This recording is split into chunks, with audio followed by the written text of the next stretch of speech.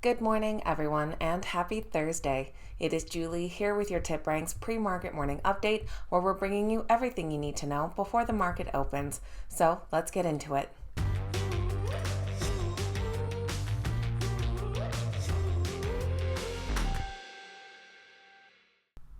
Alright guys, welcome back and thank you all so much for being here. This morning we'll be taking a look at exciting stock market news.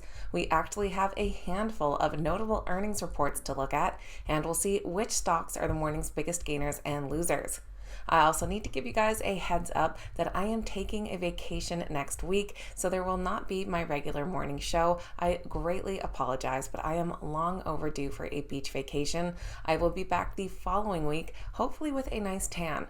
Also, don't forget to download the TipRanks mobile app if you haven't done so already by following the links in the description down below. Now let's get right into this morning's exciting stock market news. U.S. stock futures are in the green this morning, despite signals from the Federal Reserve yesterday that they would continue rate hikes in the foreseeable future. We'll also be hearing the employment report and initial jobless claims any minute now this morning. Right now, Dow futures are up 0.11%, S&P 500 futures up 0.24%, and NASDAQ futures up 0.37%. Automotive conglomerate Stellantis will be unveiling their new battery electric version of the Ram 1500 at the CES Technology Show in Vegas today. They will have a keynote presentation at 2 p.m. Pacific time this afternoon. The highlight is expected to be the debut of this Ram 1500 BEV, and the company said they also have plans to unveil their Pugo Inception concept car during the address. They also plan to show off their Dodge Charger Daytona SRT electric concept car and a Fiat-branded Metaverse showroom. Analysts currently rate the Stellantis stock a strong buy with an average upside of 50%. Amazon plans on laying off more than 18,000 of their workers. At the same time, it's been announced that workers in the UK plan to strike for the first time ever. Amazon had previously projected that they'd be laying off about 10,000 employees, but has accelerated the layoffs due to economic uncertainty. The bulk of the roles being laid off are concentrated in Amazon stores and PXT organizations. Meanwhile, hundreds of workers at a fulfillment center in the UK are planning to strike near the end of the month.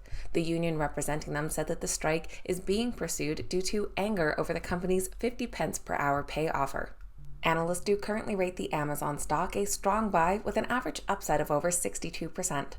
And shares of Western Digital are on the rise after it was reported that they've resumed talks regarding a merger with Japan's Kioxia Holdings. According to a Bloomberg report, the parties are discussing merging into one public company, citing people familiar with the matter. It had been reported back in August of 2021 that they were close to a deal then to merge with that company in a transaction that would be worth more than $20 billion. It is said that the resumed talks are still at an early stage.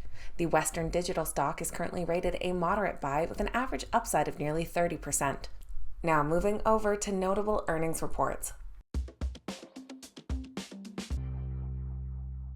In the pre-market this morning, we've heard from Walgreens Boots Alliance. They beat on both earnings and revenue estimates.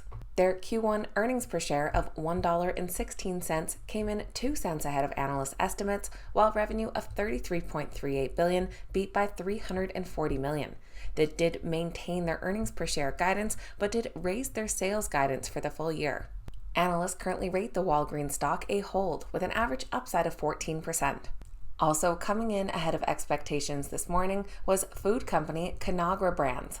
They saw their revenue grow over 8% year over year, coming in at $3.31 billion, which was $30 million ahead of estimates, and their Q2 earnings per share of 81 cents was 15 cents ahead of estimates. Their CEO commented that they are raising their fiscal 2023 guidance on all metrics. Analysts currently rate their stock a moderate buy with a slight upside of just over 2%. We also had adult beverage company Constellation Brands coming in ahead of both earnings and revenue.